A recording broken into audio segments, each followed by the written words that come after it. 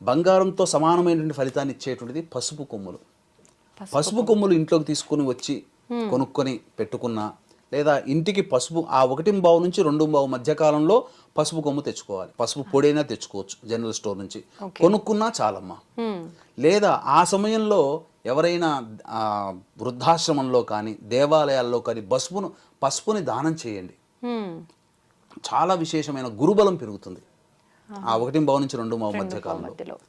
చాలా విశేషమైనటువంటిది యోగము.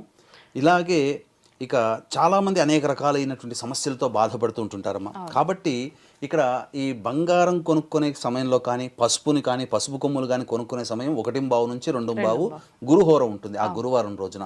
అయితే చాలామందికి వచ్చేటువంటి సందర్భం ఏంటంటే రాహుకాలం 1:30 నుంచి 3 వరకు ఉంటుంది కదండి, మరి కొనుక్కోవచ్చునా అని అడుగుతారు. రాహుకాలము మన ప్రాంతంలో పాటించాల్సిన పని లేదు. మదరాసీయులకి మాత్రమే వాళ్ళు